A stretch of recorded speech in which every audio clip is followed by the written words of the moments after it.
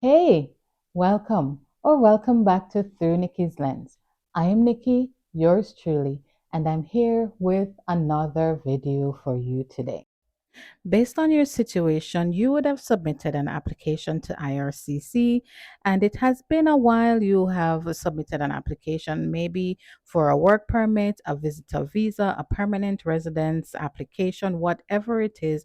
You submitted that application and you have been waiting for a while and have not been getting any feedback. You might have gotten a response, maybe got a rejection for that application, and you want to know exactly what was the reason that your application was rejected. The information from IRCC might not have been detailed enough, and you want more information.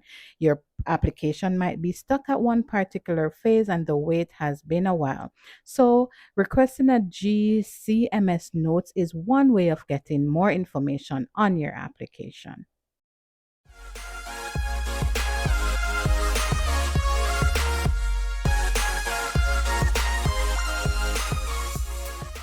Let's get into the video. So this is the web page for the GCMS notes, how to make a request under the Access to Information Act. And you need to send a request to IRCC under the Act to get information about IRCC, get information that would have been created by IRCC, get personal information submitted by a representative where the client, with their consent, is not a Canadian citizen, permanent resident, or here in Canada. The fees requested under the Act is $5. So this is a good way to get notes on your application that you submitted to IRCC, be it for a temporary resident visa or permit or a permanent resident status or anything at all. So you can select apply online, or you can apply by mail. And as mentioned, if you're applying online, you need a credit or debit card, and it is $5 Canadian. So you click apply online. That's the process that I will show here today. In essence, the GCMS is basically to get information on the processing of your application. It gives you details of the various offices and steps, the various areas that your application would have gone in terms of the processing, the offices, the stages, and so forth.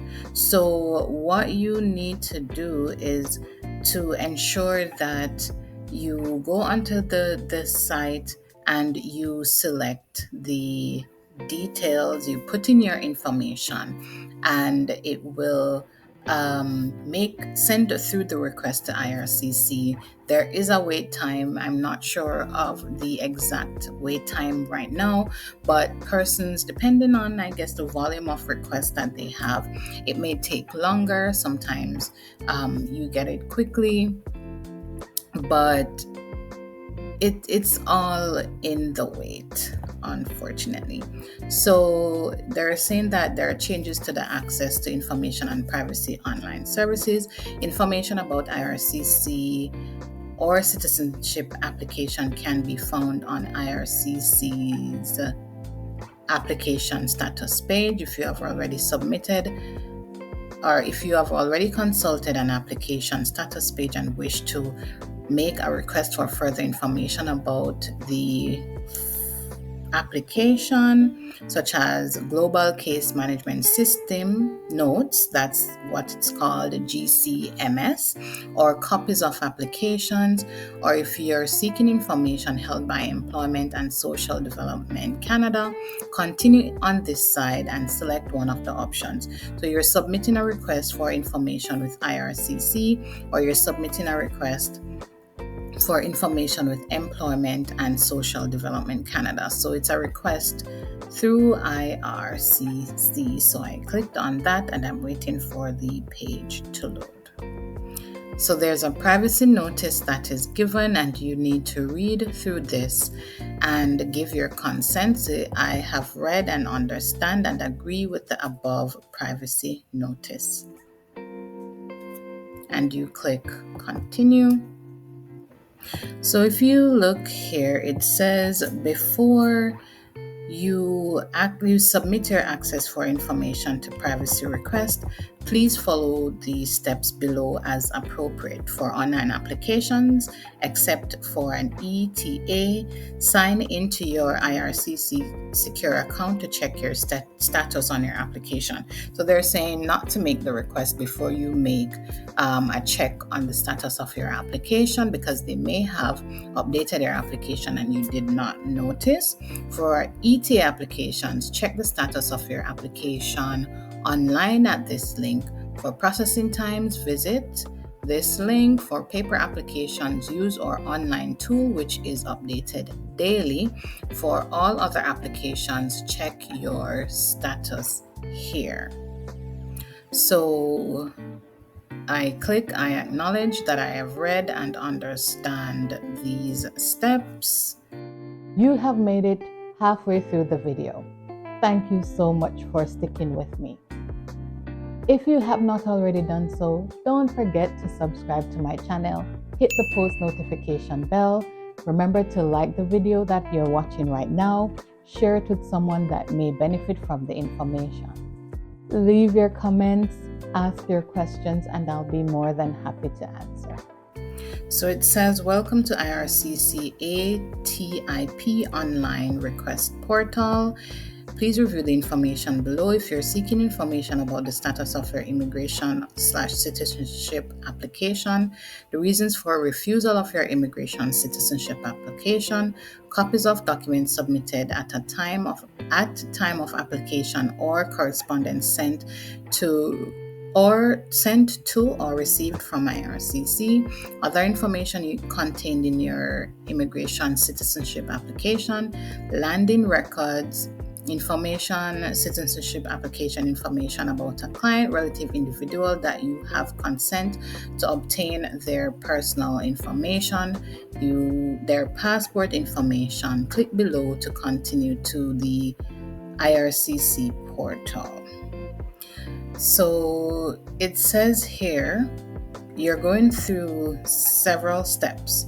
Requester information. So you're the person requesting the information. You put in your details, your act selection, whichever act you are selecting to make the request under, record selection, attach documents, review, and validate. So there should be a form that you complete to, if it is that you are requesting information on behalf of someone, they need to give you consent. So you would have to get them to fill that form in advance. To be eligible to make a request under the Access to Information Act, you must be a Canadian citizen, a permanent resident of Canada, or an individual or corporation currently present inside of Canada. So you select what applies to you. I'm going to select permanent resident of Canada. Put in your information, surname, given name, street number, street name, apartment or suite number if applicable, post office box, name of the business or organization if you're a business or organization, the city, province, and country that you're in, your postal code format, and they're explaining what it should be, your telephone number, what the format should be, fax number if applicable. You're going to enter your email address, re-enter your email address, and it says, are you requesting information on your own behalf? And you select yes or no, and select the category that best describes you. I generally select member of public when I'm making such a request. So I select yes, select requesting information about myself, and it gives details, so you read through that accordingly. How do you prefer to receive the requested records? And I would select by email, and you select continue. So I'm not going any further here because I would have to put in information, and I'm sure if I put in like a postal code or an address that is not a real address, then it will not allow me to move ahead. So you're going to go through the various steps, review and validate, and then you submit, make your payment, and the request will be sent. You will then get an email to confirm that the request was submitted, and you will just wait on IRCC to send you, since you would select email to get the requested records. They will send you an email with an attachment. If it is that it's for an application, it will give you details about each step that the application went through, the last phase that it's in, or the last point in the processing that it is in. They will make, the officers that are processing your application will make notes on your case file, and you will see all of those information. If they have doubts, they will indicate. If they have rejected your application, it will note the status of the application and the reason, more detailed reasons than the generic information that you will get from them as to why your specific application was rejected. I want to thank you so much for making it through Nicky's Lens, and I'll see you in my next video.